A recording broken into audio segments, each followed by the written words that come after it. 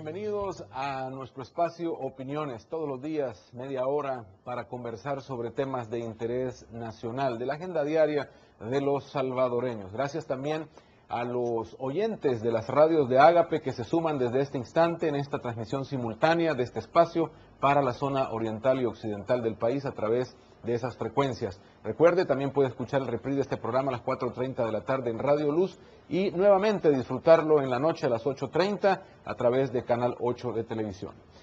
Vamos a hablar hoy de la novela histórica que ha publicado o que ha comenzado a presentarnos a los salvadoreños el doctor René Fortín Magaña, ex magistrado de la Corte Suprema de Justicia, un hombre que ha tenido una participación política importante en nuestro país, fundador de un partido político, candidato a la presidencia y ahora entregando parte de esos talentos en esta obra literaria que es parte de una obra completa que se llama Vuelo del Tiempo. La primera entrega de 6 es este libro del que vamos a hablar ahora, que se llama Gritarán las Piedras. Doctor, gracias por acompañarnos. Rafael, un gusto saludarlo, un gran gusto saludarlo.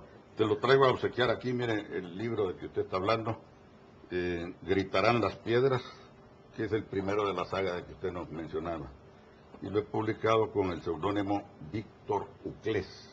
Muchas gracias por el regalo. Como una Cuénteme para usted un poco. Y para Richie, su esposa. Gracias, Quienes gracias. aprecio a ambos mucho. Seguro lo vamos a disfrutar. Doctor, cuénteme un poco. Primero, sobre el vuelo del tiempo, este concepto que consta de 6 libros, y qué es lo que hay ahí en ese concepto. Bueno, mire, realmente es interesante esto, porque cualquiera dirá, bueno, ¿para qué estamos hablando ahora de cuestiones históricas cuando el mundo está ardiendo con la crisis financiera tan grave de los Estados Unidos, los problemas tan grandes existentes en nuestro país? Cualquiera diría, bueno, pero ¿para qué vamos a leer historia? Pero precisamente por eso, para que veamos las situaciones que se presentaron en el pasado y que ahora nos pueden servir enormemente. Fíjese qué coincidencia que hace cabalmente, o mejor dicho, aproximadamente unos 80 años, el mundo presentaba unas características similares a las que se están presentando ahora. Recuerda la gran crisis de 1929, ¿verdad? Y las elecciones aquí en nuestro país en 1931. La crisis de 1929 fue de colosales proporciones y se necesitó del talento del presidente Franklin Delano Roosevelt para que realmente le pudiera poner paro a aquella crisis a través de medidas bastante heterodoxas, pero que fueron totalmente eficaces.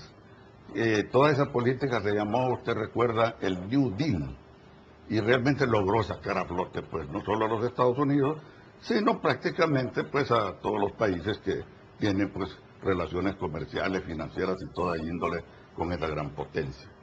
Esa gran potencia es ahora todavía más potencia, y la crisis financiera que se está presentando en los Estados Unidos, ya sabemos que es de colosales proporciones.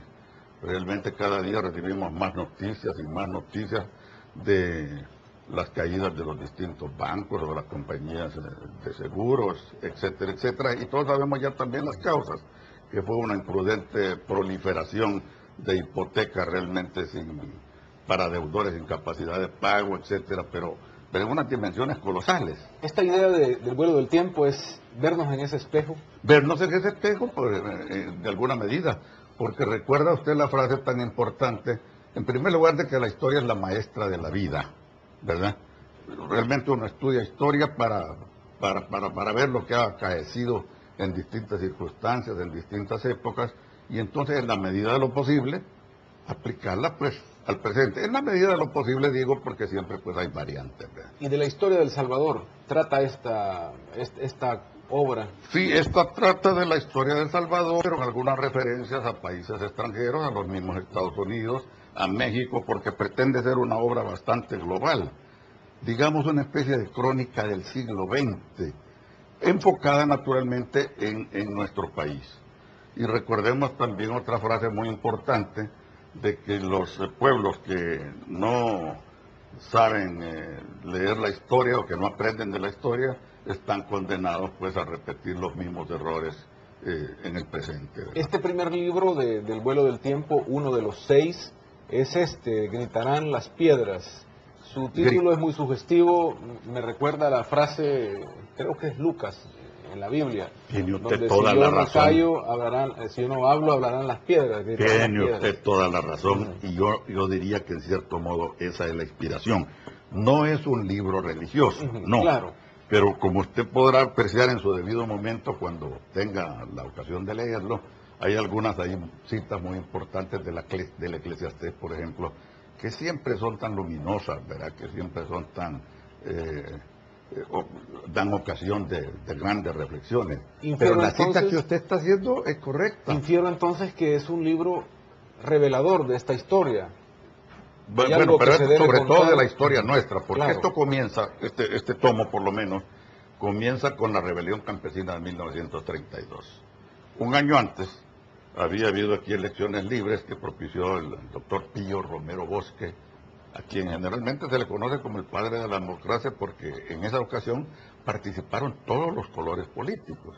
Y el triunfador fue el ingeniero Arturo Araujo, cuyo vicepresidente era el general Maximiliano Hernández Martínez. Bueno, la situación era tan grave, tanto por la gran crisis mundial que existía, a que ya nos hemos referido, como porque aquí también internamente había un gran desorden administrativo y realmente era muy difícil de controlar todo aquello.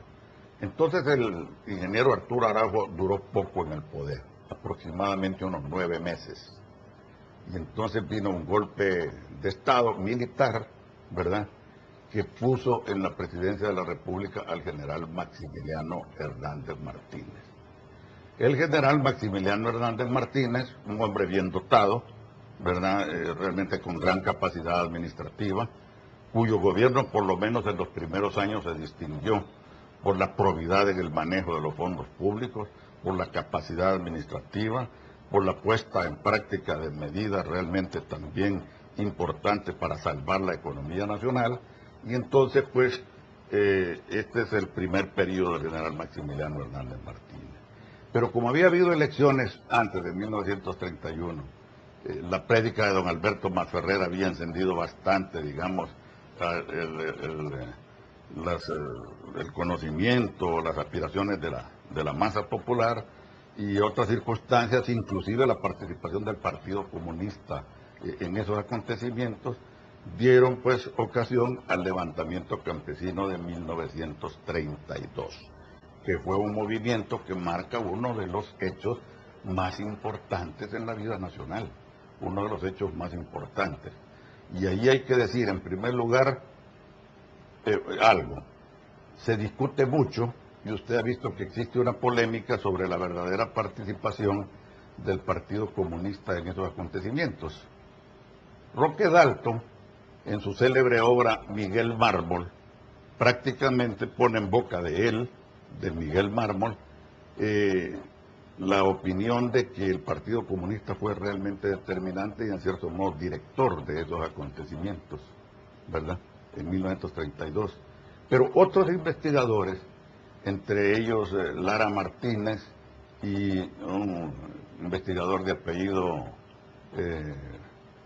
norteamericano, de apellido Lynch, un apellido así como aparentemente chino, han hecho investigaciones que contradicen la opinión de Roque Dalton en la obra que ya he mencionado. Este investigador norteamericano estuvo incluso en Rusia, investigando en los archivos de la Comintern y lo que era antes la Unión Soviética, y según él narra, pues en realidad no encontró nada que pudiera comprometer la participación del Partido Comunista en los acontecimientos de El Salvador.